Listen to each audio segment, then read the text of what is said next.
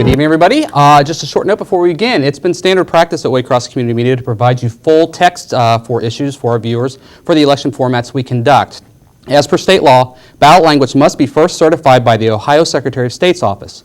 Unfortunately, Secretary of State Jennifer Bruner's office has been unable to complete this duty in a timely manner, and we are unable to provide you with ballot language for tonight's live forum. So with that, we would like to formally welcome you all to Waycross Community Media's live election forum for issue 27, the Hamilton County Sales Tax Referendum. We're very fortunate to have with us tonight two proponents and two opponents for the issue. Representing the proponents, we have David Pepper, County Commission Vice President. We have Wendell Young, former retired sergeant of the Cincinnati Police Department. We want to welcome you gentlemen this evening. Thank you. On the opponent side, from No Jail Tax PAC, we have Mr. Suhith Wickrema and Mr. Mike Shryock. Got it right, almost. We'll get better as the night goes on, but we want to welcome all Waycross Community Media here this evening. In just a moment, both the proponent side and opponent side will have up to 2 minutes to make an opening statement, after which they will field questions from myself as well as you, the viewer at home, and we will put that email address and phone number up at the conclusion of the opening statement. So with that, I believe, Mr. Pepper, you're going to do the 2 minutes, so we've got 2 minutes for your opening statement. Thanks so much. It's great to be back. Issue 27. Something today special happened and rare happened in Hamilton County. We had the Republican and Democratic parties come together on an issue, and that was they both came together to endorse issue 27, which is on the ballot this November. Now, why did they come together to do this? For the same reason myself and Mr. Young and a whole lot of others support moving forward in the way we propose. We all realize that right now, unfortunately, crime and the crisis of crime is the top issue we face in Hamilton County. And both parties realize, as a lot of us do, that the current approach to fighting crime is not working. We have crime that remains too high. We have an overcrowded system. We have a system where far too many people going through the system are reoffending very rapidly, very high percentage there, and because of that we have an overcrowded system, and we have a system that's spending a whole lot of money but not getting results. We all agree, Hamilton County's Republicans and Democrats, that it's time to fix that system. And the reason they've come together is because there's now a comprehensive plan to solve this problem. What does our plan do? It takes on the issue of an overcrowded system by adding new space and replacing space that's more than 100 years old and simply isn't working, is not a safe place to house anybody. It is adding police to the streets, continuing sheriff's patrols that are working over the Rhine that are very effective, expanding them throughout the county, as well as helping local jurisdiction add police to the street. We know that works. Police presence, community policing makes a real difference. But we're also taking on the broader issues of how to stop this cycle of a revolving door where people go in the system, serve a term, come out, and reoffend very quickly. And so in addition to the facilities I mentioned, we are also going to intervene and make sure that whether it's with at-risk youth or with nonviolent offenders, we intervene and do everything we can to lower the percentage of them that are reoffending. Very different from last year's plan. Great. Thank you very much. Thank you very much. Mr. Shryock. Yes, thank 2 you. minutes for your opening statement. Yes, Suhith and I are very concerned about the safety of the community, and we believe that more jail will not keep us safe. What we propose is prevention of crime in the first place and restoring offenders so that they do not reoffend. Both of us have worked in the field. I've worked for 38 years working in with people with mental illness and addiction, people coming in and out of prison. And we believe that we can help people by offering them programs that will help them change their behaviors and prevent programs such as school dropout programs, and that jail really doesn't change people's behavior, and that we want a safe community too. We just want to do it a different way. And we happen to be very pleased that Mr. Pepper has emphasized the ideas about treatment. But Suhith and I have both worked in treatment programs in the jails, and they are inferior to programs in the community. Community programs like First Step Home, where women can be with their children while they're going through rehab, rather than the women being in jail and the children in foster care. Prospect House, Joseph House, because people with addictions need at least a year in a caring, supportive environment to get well. and jail does not fit that bill. There aren't even enough programs in the community for people to follow up in treatment if they do start a program in jail, which is not going to be long enough. So we would rather see our money put in community programs and prevention, restoring offenders so that they don't cause more crime, more victims. We want to do more than just lock people up. Great, thank you very much. At this point in time, we will begin taking your questions from the phone and the email address. And if you're joining us here live on the 24th of September, you'll see that number, the email address come up on your screen. That's 825-3971, or via the email live@waycross.org. Simple rules of the road. Number one, you must be a resident of Hamilton County to participate. Secondly, on both the phone calls and email address, you must give your full name, address, and phone numbers for verification. However, you will only be identified by your first name and what part of town you are coming to us from. Your questions must be phrased that they are given to both sides of the issue. You can't do one or the other. And you have all of 20 seconds for the phone in to give your question out. So we're going to keep you on your toes tonight. I'm going to start with the proponents. I'm going to give them a little time to talk more about the nuts and bolts about what this plan is, and then I'm going to go to the opponent's side and have you give your input on what they plan to do. So, Mr. Pepper, if we can keep it under 3 minutes, just the nuts and bolts about what the plan provides. Great, thank you. Too often this is, and we just heard it a second ago, proposed as we're doing only one versus another. You know, we shouldn't do this because we should do prevention, and some people say we should only do prevention and not do the jail, vice versa. What we're trying to do, and this is why, as I mentioned, both parties endorse it, is a common sense balance. We know we need to have enough jail space, particularly for the more violent folks, but we also know that we need to do enough prevention so we don't have this repeat cycle. And myself, I agree with the two gentlemen on a lot of issues around the prevention part, but just because we need to do prevention doesn't mean we don't also need to have enough jail space for now and the future. We're trying to do both and have a balance. So the plan does achieve that balance. It does several things. One, as I mentioned, it adds police to the street. It continues sheriff's patrols and over the Rhine that are working. It expands those patrols to other parts of the county that have requested the same help. The crime numbers in over the Rhine, in part because of these sheriff's patrols, are down considerably. That's a very good thing. And we've had mayors from Lincoln Heights and other jurisdictions asking us for the same help. So this plan will expand those sheriff's patrols to other parts of the county. Another thing we are doing, just as we've seen in the city and over the Rhine in particular, getting police out on the street makes a difference. So we are helping local jurisdictions by taking on some of the costs they currently pay for county emergency communications. Every 911 call made into the county in Sharonville or Forest Park costs that jurisdiction $14 per call. You get a fire and you get 40 phone calls.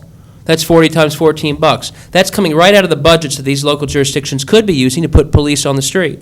We're going to take on more of that cost so every jurisdiction in this county can put more police on the street. So there's that law enforcement side. We are also working with the prosecutor because we want to be able to get the most violent people, the ones who are violating federal gun laws.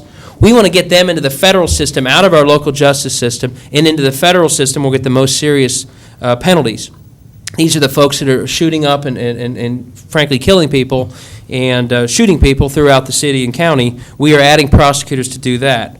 We are also, though, solving this long-time problem we've had of too little jail space, and in many cases, the wrong kind of jail space, where we have people sitting in old warehouses where they have no treatment and they reoffend shortly after they get out. So we're going to fix that issue. And finally, and this addresses the points that Mr. Shryock made, and I agree with him on, we need to do a better job of treating people with mental illnesses, with drug addictions, and others. And I agree that we should do that as much as we can outside of a jail. So our plan actually proposes dollars for treatment within a jail when that's appropriate, and sometimes it is, but even more dollars for treatment outside of jails, because oftentimes that's a better way to go. So that's why we call it a comprehensive safety plan. Thank you. Thanks. To the opponents, they were talking prevention versus jail space, striking the right balance. They think they've got the right balance. What's your... Of course, we disagree. We got to remember the history of how this plan came about.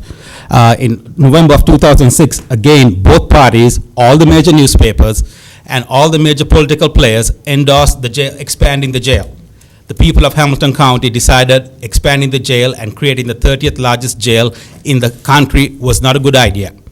Then they came up with another plan with some window dressing. So we support treatment, and what we are telling people is, if you want to support treatment, vote for the mental health levy.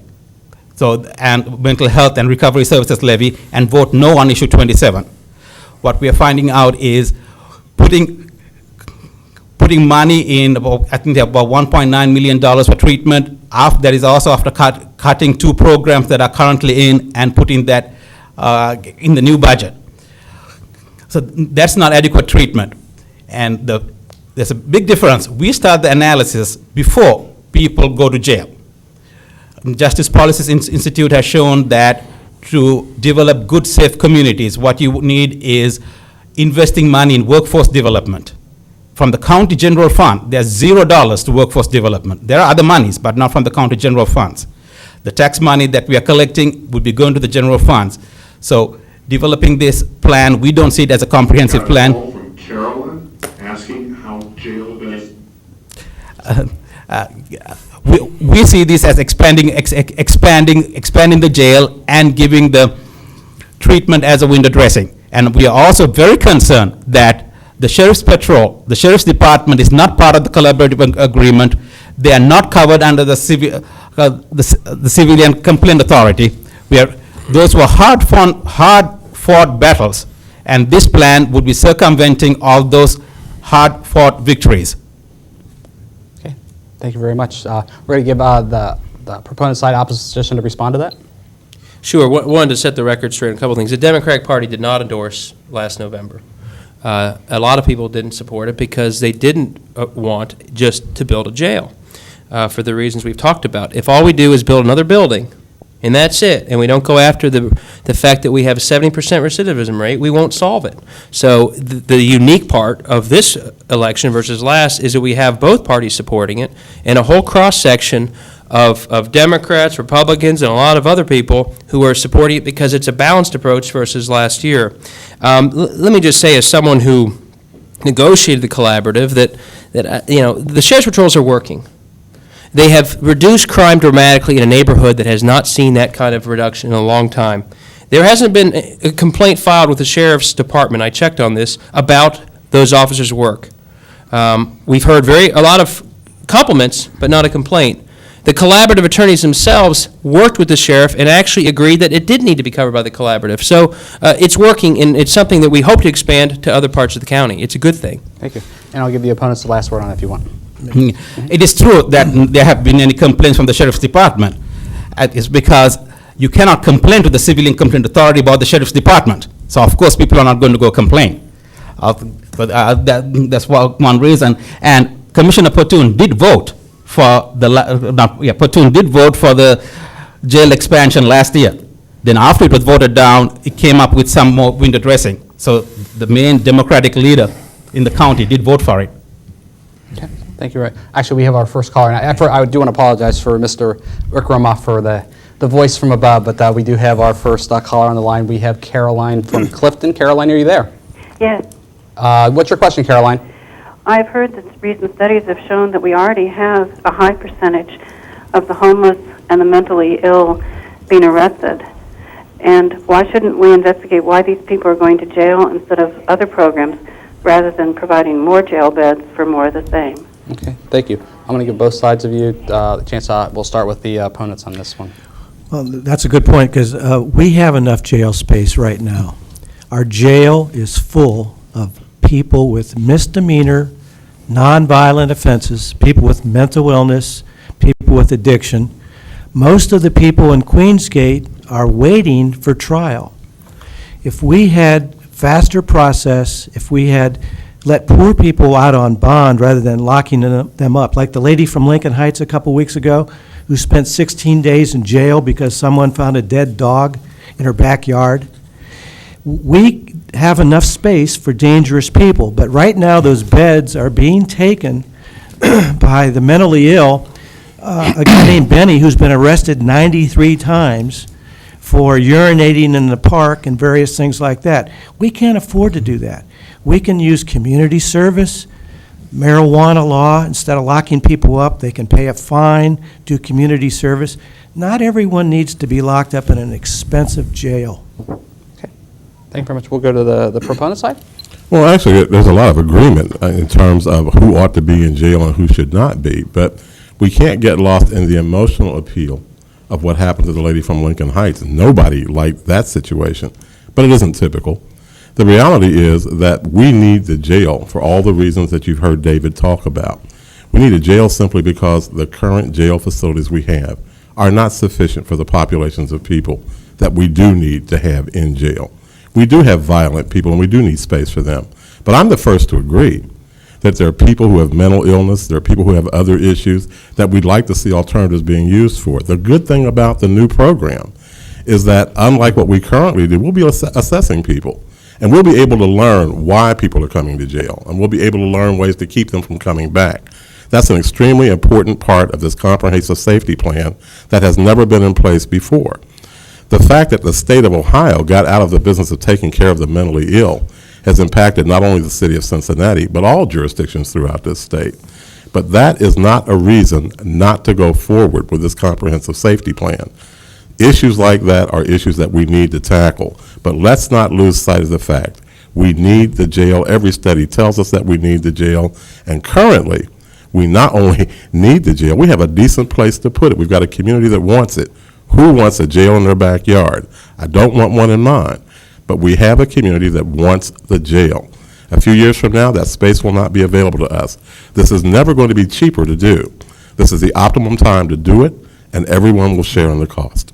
Anyways, we'll go back to the opponent side for a minute for rebuttal, if you like. Mr. Young, there is a pretrial services that do the assessments. There's almost $1.9 million that from the county general fund that goes to pretrial services. So to say that there is no treatment and no assessment now is incorrect. Also, part of the problem is with the jail is the inefficiency on how it's running. One of the reports that Mr. Young talks about, the Bureau report points out that 81% of the daily jail beds in 2004 was used by people there from the first day of booking to first day of court hearing. This number was only 37% in 1999. Just go back to the efficiency of 1999 and we don't need to expand the jail. And I'll give the proponent side another minute for their rebuttal. Sure, it's not simply the efficiency, but I do think we can address some of those issues. It's the sheer number of people coming through the system is far higher than it was even 5 years ago, which does clog it up. We have expanded it, I hear often from people frustrated with the system, the defense of the status quo. The current pretrial services is clearly not enough to deal with it. So that's why in this plan, we have created a pilot program doing the interventions that Mr. Young talked about. We had a report today showing that what we're doing is working. The population that we intervened with through this pilot program just today, the rearrest numbers, and this is preliminary, but it looked good, the rearrest numbers on the folks that we're working with through this an intervention are lower than the general population that we try and work with. And if they are getting rearrested, it's taking them a lot longer to do so. So this is the kind of thing that's in the plan. It's actually working. And without the plan this November, those kinds of approaches we won't have the money for. Okay, thank you very much. Just to remind everybody, we are here live on September 24th, 825-3971 is that phone number.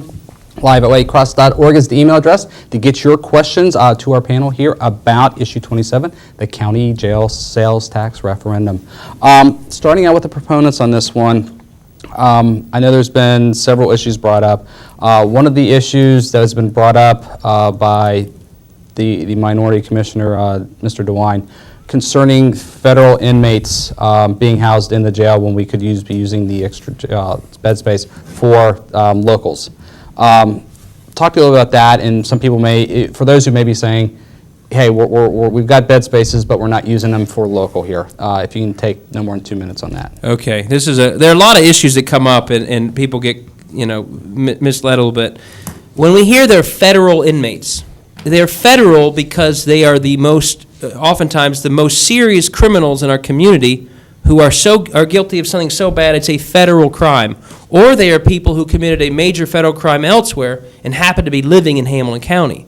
What we have is a program with the federal government where those people are as quickly as possible gotten off the streets, they sit in our jail for a time, and ultimately they are then sent on the federal system. So we can call them federal. The truth is these are among our most violent criminals.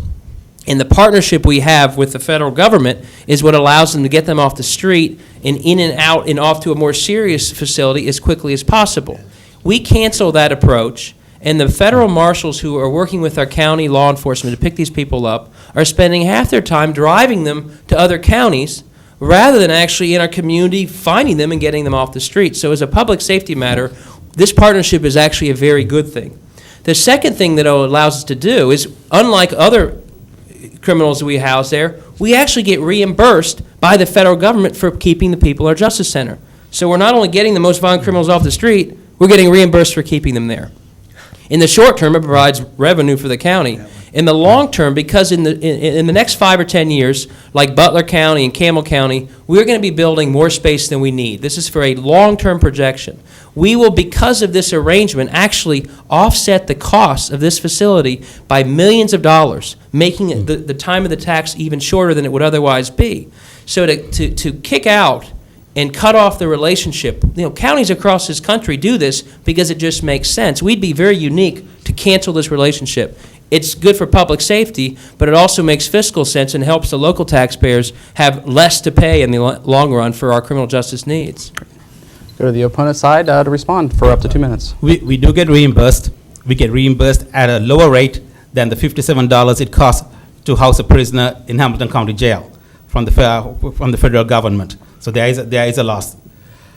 The other point that we're talking about is that I think almost everybody agrees that there are people in jail who don't need to be there. 63% of the Hamilton County Jail inmates are African Americans. That's the second highest next to Cuyahoga County. So to expand this is to expand an institution that has a significant racial disparity. And that is something that we cannot just wait and say, oh, well, they have some window dressing, some additional treatment, so we're going to ignore that. We are not. And when you're expanding the jail by 800 beds, putting few million extra dollars to treatment does not compensate it. There's already two jail programs for treatment, and when you add beds, obviously it follows that you have to add to keep proportionate with the treatment to add some more treatment. So it does not mean that there's an entirely different program. Really, the plan they have is a plan to make a plan. They have the dollar amount, they have not committed. If they are committed to treatment, I want to ask them how many treatment slots and how many treatment beds they are going to commit to. They have a dollar amount, but not a commitment to treatment slots. Okay. Thank you. Go to the proponents for a minute up to a minute rebuttal. Simply, one thing that is one of the emotional appeals against the comprehensive safety plan is this notion that somehow African Americans are going to be the ones always being locked up. Let's understand what's happening here. The jail in and of itself, when it is built, does not have the ability to reach out and grab any part of the population. People who come into a jail come in for all kinds of other reasons, but the jail has nothing to do with that. I'm the last to argue that African Americans are disproportionately represented in jail, but jail is not the reason for that. We have issues within our criminal justice system. We have issues within how police officers operate within given communities. And let's face it, much of the crime in African American communities is done on the streets where everybody can see it. So many things account for the large numbers of African Americans in jail, but jails are not the reason for that. And not building a jail will not cure that problem. We need to have the jail. Let's not lose sight of what a jail is for. Thank you very much. And we'll go back to the opponent side. for up to Again, a I'd minute. like to say, we have enough jail space now. It's full of people who don't need to be there. How many people in the community want to pay $60 a day for a marijuana smoker to go to jail? The last I looked, there were like 3,500 African Americans arrested for the marijuana law and 500 white people. So there is racial disparity. And the number of beds, it looks like to me that we have $19 million now for treatment, and we'll add $2 million to that if this passes. That's insignificant. So don't get the impression that we're going to go gangbusters on treatment programs. And the third thing is, I really object to criminalizing the mentally ill. Why would a mentally ill person have to go to jail to get treatment? We should do that in the community before they get involved in the criminal justice system. It's immoral. Okay. Thank you very much. We got our next caller on the line tonight. We have Dorsey right here from Forest Park. Dorsey, are you there? Yes, I am. What's your question for the panel, Dorsey? I'm concerned about expanding the policing of into special neighborhoods like over the Rhine and other neighborhoods which maybe have special problems. But if we're going to have extra jail space, it seems to me we're going to talk about, we're adding prisoners. Dorsey, I need what's your question? The question is, how strong does for or against are these people talking about it? Okay. We'll start with the, actually, we'll start with the proponents on this one since it's part of your plan, and then we'll let you rebut. We'll go to the proponent side. Now, do I understand the question correctly? The gentleman wants to know, are we in favor of expanding the sheriff's patrols? That's the way I'm understanding the question Okay. as well. Then my answer would be absolutely. We are in favor of doing that. We can see that it works. However, I also wanted to address something. The numbers of people being arrested in the city of Cincinnati on that marijuana law, I don't like the marijuana law either. But the reason we're seeing such high numbers of African Americans, let's not forget the Operation Vortex that is basically housed within Over the Rhine and is locking up an awful lot of people for that kind of stuff. And a lot of people are coming into contact with them. That's an abnormality. The numbers are way out of kilter, but the result that people in Over the Rhine desire is that their crime numbers are going down. That is happening. It's happening because of what Cincinnati police are doing. It's happening because of what the sheriff's patrols are doing. It is true that other communities would like to see the sheriff also patrol in their communities for the very same reasons, and no reason that we should not be able to do that. I think that a responsible government would certainly want to make available to everyone in the county who can use it whatever resources we have. Obviously, what the sheriff is doing is working. People have seen that, and they want it in their communities. They want to be safe also. Go to the opponent side for up to 2 minutes. Yeah, that's just driving it to another neighborhood. That isn't solving the problem.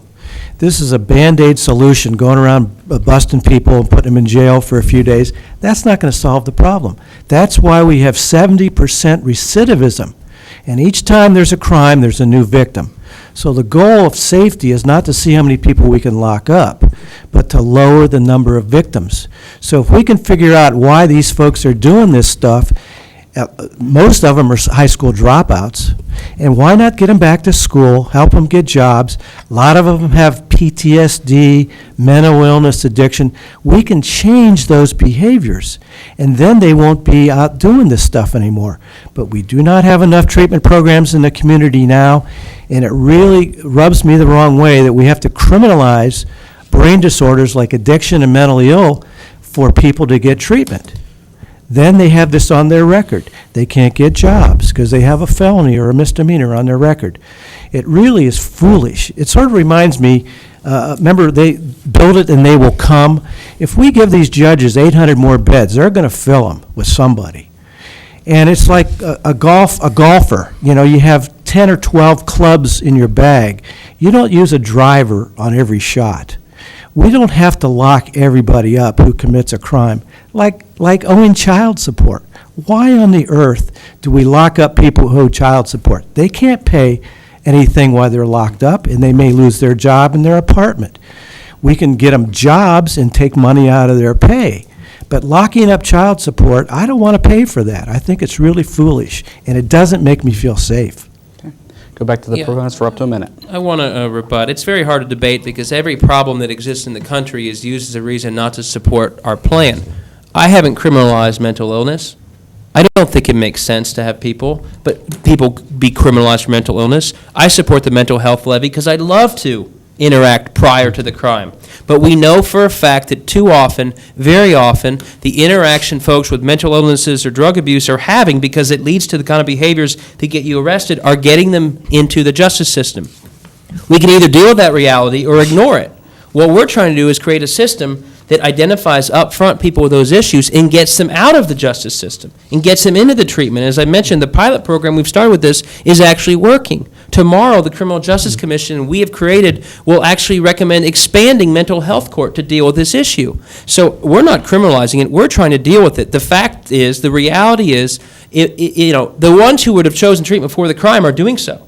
That's why we have the mental health levy. What we want to deal with are those who haven't found that treatment, too often find it because they've been arrested, and we're trying to create a system that responds to that rather than simply ignores it as the current status quo does. Thank you, Mr. Pepper. I'm going to give you about a minute 15 for your response. Well, I think the best way to rebut it is to quote what the 2006 Tax Levy Review Committee said. Here's the Hamilton County Tax Levy Review Committee, and I'm quoting. Many inmates who are incarcerated, particularly in jails, are there because they have nowhere else to go. You can ask any police officer, when you arrest somebody, they can either detain the person and take it to the psychiatric emergency room, and if there's no room there, they will take to jail. And when the jail have more beds, they will definitely keep them in jail. The plan, and Mr. Young and Commissioner Pepper is taking this bureaucratic approach, kind of a compartmentalized approach, saying, well, the jail doesn't do this, but the police do that. We, the voters, we, the electors, can take a comprehensive approach and say that we do not want to help in any way to have a disproportionate number of mentally ill and African Americans jailed, so we are not going to expand the jail. Nobody's against jail. We don't want to create the 30th largest jail in the country. Thank you very much. I have our next caller on the line. We have James from North Avondale. I believe James wants to revisit and talk a little bit more about the preventative programs versus the jail space. Is that correct, James? James, are you there? Yes, it is. You may want to turn your program down. James, you may want to turn your TV down and just listen through the phone. I want to know why we can't have proactive programs and preventative programs, put our money into that, and programs for creating jobs in the community. Why can't we put our money into that instead of building larger jails? Because James, what we want to do James, I'm going to have to cut in here. here. Thank you very much. James wants to know about doing the proactive programs. We'll give the proponents to start out with for up to 2 minutes. First of all, I think we agree with James. We do want to put money into proactive programs.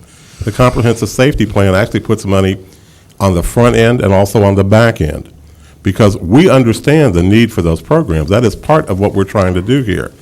The unique thing about the comprehensive safety plan is that it does not concentrate on just locking people up.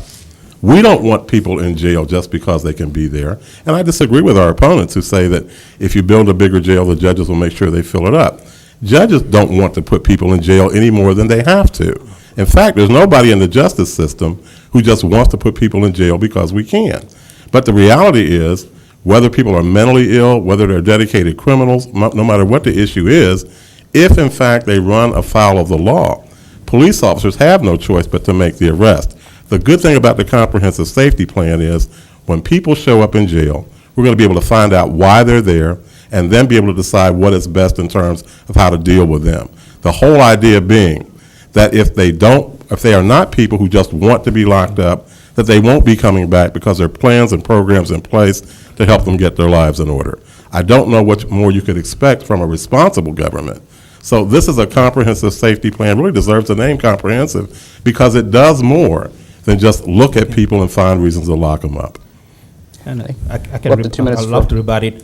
What we want from a responsible government is to stop the same policy that as a nation we have been doing since the mid-70s. Criminologists has this concept of what they call widening the net, which means that there's a sentencing inflation. And this is not emotional, this is not just personal experience, this is what criminologists have found out.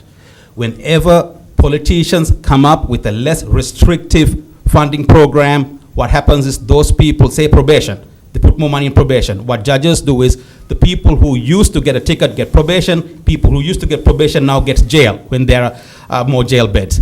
This has been happening since the mid-70s, and that is why we have over 2 million people in prison and over 750,000 people in jails and rising. So what we're asking people to say is to think nationally and act locally.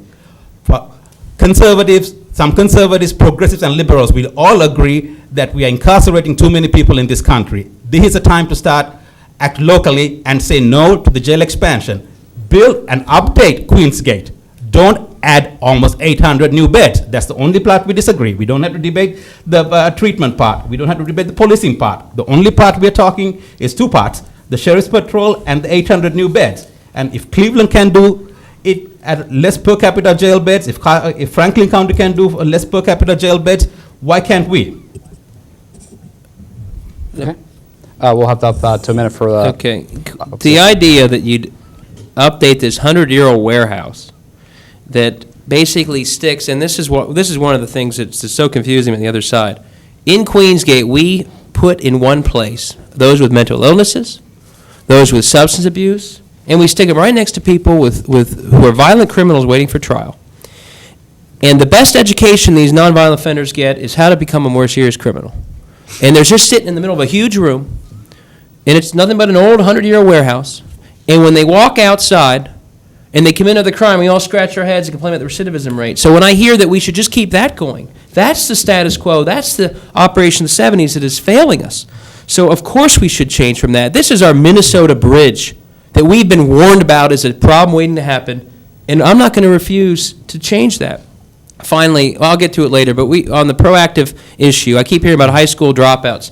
At the county, we actually have a program that we've just begun to intervene with high school dropouts. So we're doing the kind of proactive work as well as the correction side. They can't jump in. Thanks. Up to a minute for... By the way, we're going to add to the juvenile jail, too, lock up more kids. That's a part of this thing, too.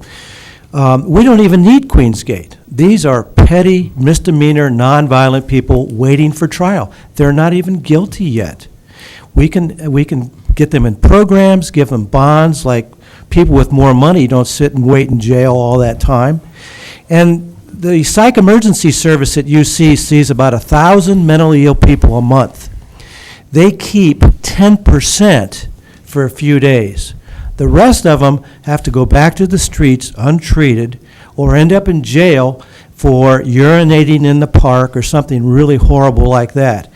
And it's really crazy. If we had more programs, the police officers could take them to the program and not even have to arrest them and save time for police money. I'd rather have them catching the serial killers than the people urinating in the park. Okay. Thank you very much. We have our next caller on our line. We have Dan from Clifton. I would like to know more about Sheriff Lease's role in this. Dan, what's your question?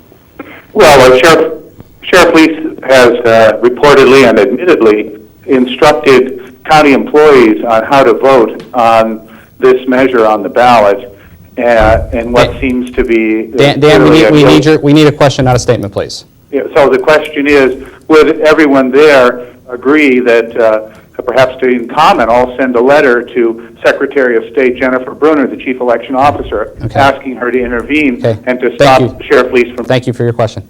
Up to a minute and a half, if we could. Yeah, I was just going to say, this is in court. It'll be decided upon. Certainly, the communications and everything else should come from the campaigns, and that will be dealt with. It's in litigation. Let me get back, though, to the broader issue. You know, we keep hearing about we can't do this because we need to be for programs. The truth is we need to have a balance. I don't think... Honestly, it makes no sense at all to say we can just shut down Queensgate and shut down those 800 beds. For a 30-year projection, we just simply don't have enough. We know that. Study after study after study has shown that. And this is simply an appeal to people for a common sense balance. Yes, we need to deal with the programmatic side. We are adding new dollars, but we're also, for the first time, providing accountability for all the other dollars that are spent in real oversight. And on the flip side, here's one thing that's interesting. Any judge or program expert will tell you one of the hardest things to do is to convince someone with some of these issues to actually choose treatment. As Mike said, a one-year program to deal with a mental illness or longer or a substance abuse is a very difficult choice. And a judge will tell you, unless I have a credible threat that they face jail time, many people will literally choose a 10-day stay or less rather than choose treatment. So if we're going to help that forced choice of people into treatment, we actually need enough jail space to get the job done. That's an interesting, it's counterintuitive, but that's the fact of one way to get the job done. Go back to the opponent's side for up to a minute and a half. Of course, we don't disagree with that. And the point is that right now we have day reporting programs, we have in-house programs, and we are not opposed to replacing the 800 beds or however many beds that are in Queensgate. What we are opposing is the expansion of the jail beds. We have, Mike may have misspoken, but what we are opposing is the expansion of the jail, the jail beds and the sheriff's patrol. That's like key points. The other point that we disagree is the place where we start analyzing. We all start analyzing, saying, okay, let's do something after a criminal hits somebody over the head and then they go to jail. Let's do something. That doesn't help the criminal nor the victim. We want to see expansion of the workforce program, workforce development program, which has been shown in other counties, other parts of the country, has been shown one of the most effective ways to build a safe community. And there is not $1 in the general funds, from the county general funds, that goes to workforce development. Okay, thank you very much. We'll go up to the proponents for up to a minute for rebuttal. It sounds to me like we have a lot more that we agree on than we disagree on. It's kind of hard to say a whole lot beyond what you're saying. I agree with you in terms of what we need to be doing to try to help people. However, the problem we have with our jail is simply, it seems to be just a Hamilton County problem all the time. We initially built our jail too small. That's just a fact. It was finished in 1984, and before they ever put one person in it, we already knew the jail was too small. That's the reason you have all these little Band-Aid approaches around the county that we've been trying to do to offset the fact that the jail is too small. So we do need another jail simply because what we have is too small. The bottom line going along with that is there are programs in place, and I'm going to emphasize those programs because we're talking about building the only jail I know of that is taking a comprehensive approach to trying to deal with people who find themselves caught up in the criminal justice system. It's a unique program. It's a unique idea. We know that locking people up and doing nothing with them does nothing. We're trying to learn now that if we arrest people and we work with them, maybe we don't have to see everybody coming back. Great. And we'll go up to a minute for rebuttal. I think the best way to tell about this whole jail crowding thing is for me to tell a story. I work in a downtown building that have sheriff's officers at the entrance. And it's a social service building. One time around 4 o'clock, a young mother came with 3 kids. There are like 3 sheriff's officers guarding the front entrance. The young mother did something that angered one sheriff's officer. Against the wishes of the other 2 sheriff's officers, this mother was arrested, and there were 3 young kids. The 3 kids was going to go to foster care, and luckily, when the mother was taken to the Justice Center for disorderly conduct, they didn't have room. So the mother was released, and the kids didn't have to go to foster care, saving taxpayer money. If this new jail is built, that mother would spend the night in jail, and the 3 kids would be in foster care. And out of the 3 police officers, 3 sheriff's officers, 2 disagreed with that arrest when I talked to them. So this kind of pressure, it would be taken away with the expansion of the jail. Okay, thank you very much. Down to well under 15 minutes, probably closer to 10 minutes. So if you have a question pending, I wouldn't wait too long. 825-3971 is the phone number. Live at waycross.org is the email address here on September 24th. Going to pose this question to the opponents of the issue and let the proponents respond. I know on the proponent side, there is actually tangible physical paper that I can actually read the comprehensive plan and kind of work on it through my own mind. Does your group have the same kind of alternative plan out there for people to be able to read through? It is, what we're saying is we don't need to expand the jail. It is not incumbent upon us to develop a plan as part of why we elect the county commissioners. Okay, so there's not a quote unquote written plan per se. We have some principled ideas on our website that we have come up with a white paper on saying how we should address public safety.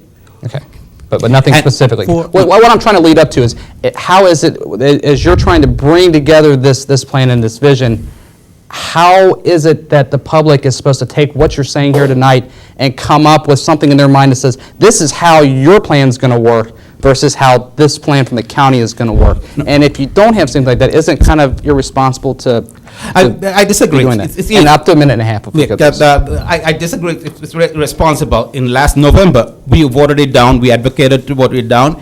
And they came up with a plan, agreeably, has a slightly more of the philosophical stuff that we advocated. So what we are asking the voters is to vote this down, and then we'll come up with a plan without this expansion of the humongous expansion, creating the largest jail in Ohio, the 30th largest jail in the country.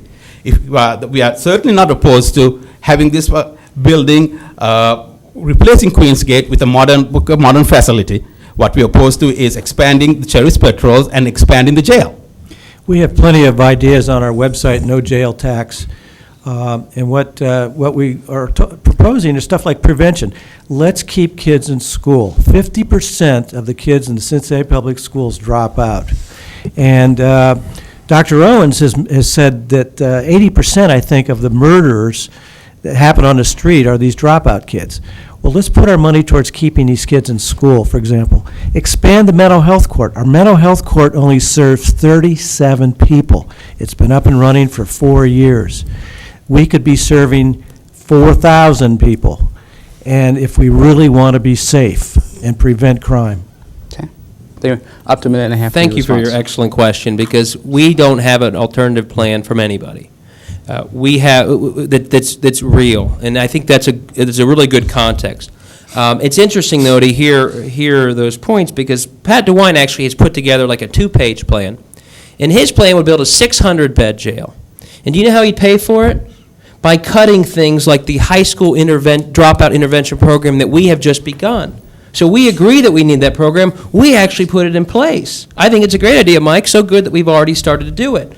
Now, the way that some of the folks who you've worked with want to pay for their jail is to cut into what they have called those programs that are wasteful, according to them. So they want to cut things like intervening with high school dropouts to pay for renting space at Butler County.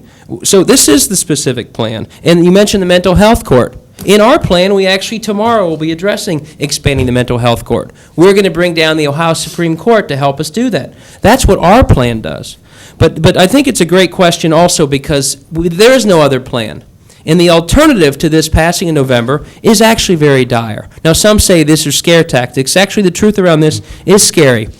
We have a short-term rental situation in Butler County. The money for that runs out in December. We have sheriff's patrols that have made over the Rhine safer. The money for that runs out in December. And we have intervention programs that are actually working to lower recidivism, and the money for that runs out in December if we don't pass this proposal in November. That's the only alternative plan that will actually happen. Thank you, Mr. Pepper. We'll go back to the opponents for up to a minute for rebuttal. You know, the last time I heard about a scare tactic for a sales tax was the stadium issue. The way it was put was the Bengals are going to get a stadium whether you like it or not. Whether it's going to be in Hamilton County or in Maryland is up to the Hamilton County voters. And we got a stadium and we got a tax increase, and we know what kind of a tax increase and what kind of a raw deal the county taxpayers got. So don't fall prey to this. Don't fall prey to the scare tactics.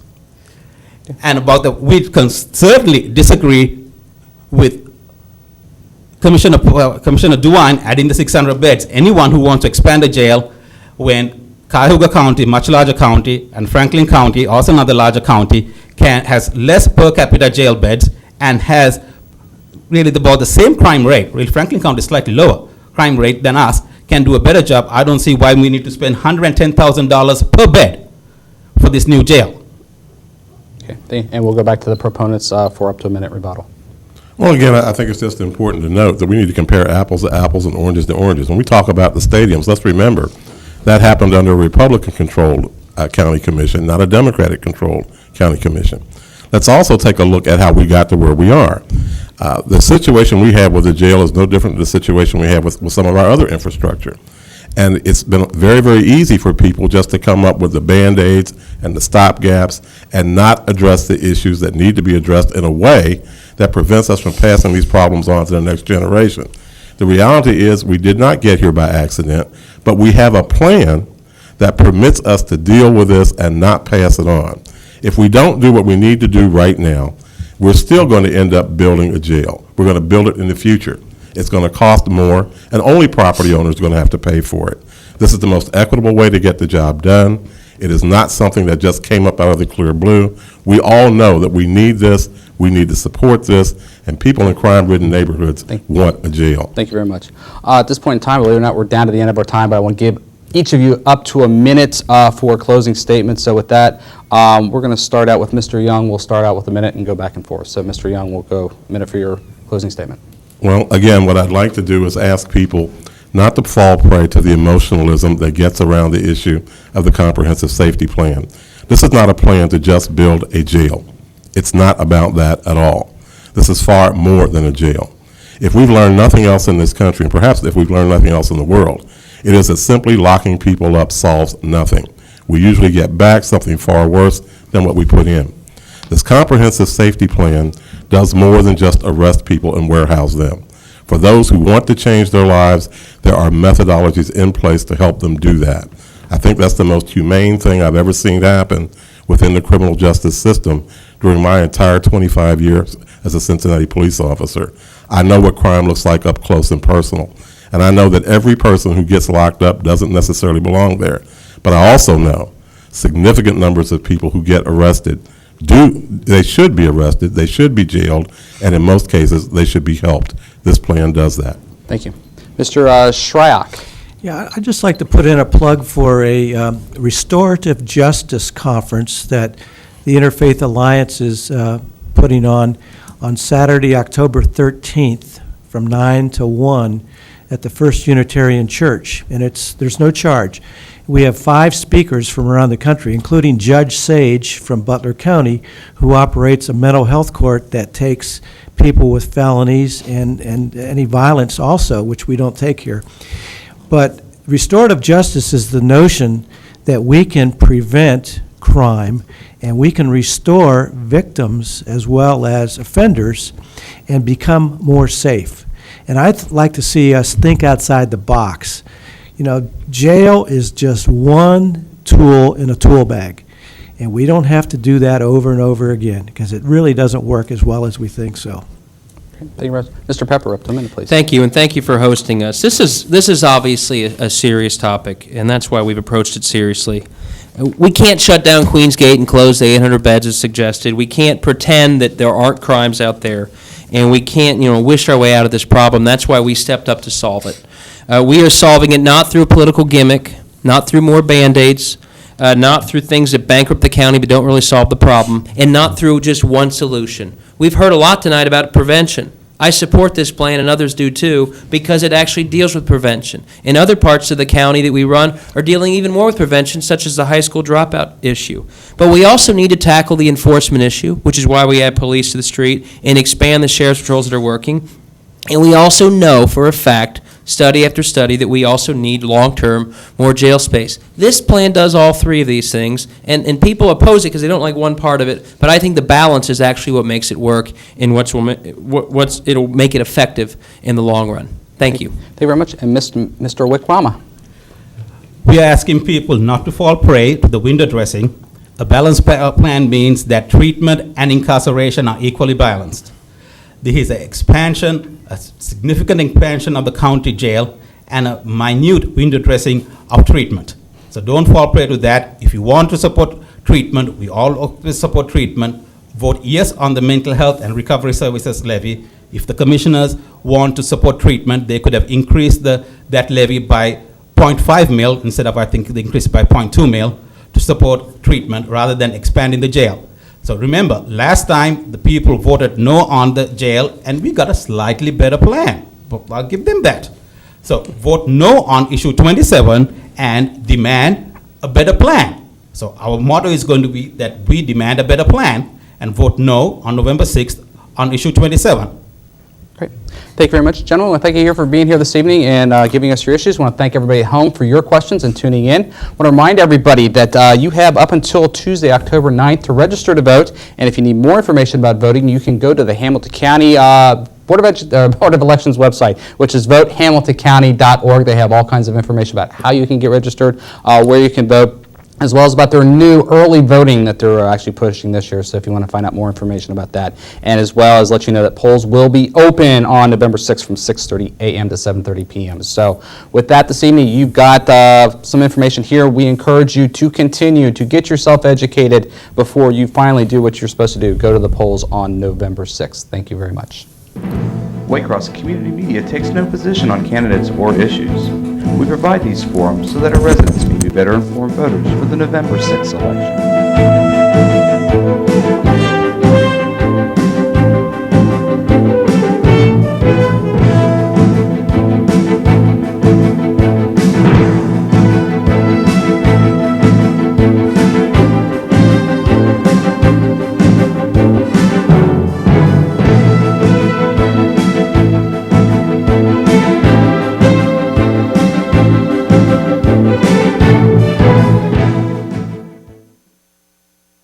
This has been a production of Waycross Community Media, the Access Partnership of Forest Park, Green Hills, and Springfield Township.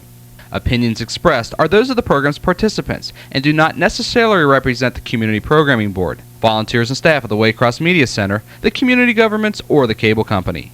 If you have questions regarding this program, or if you would like to participate in the activities of Waycross, call 825-2429. Or write Waycross Community Media, 2086 Waycross Road, Forest Park, Ohio 45240.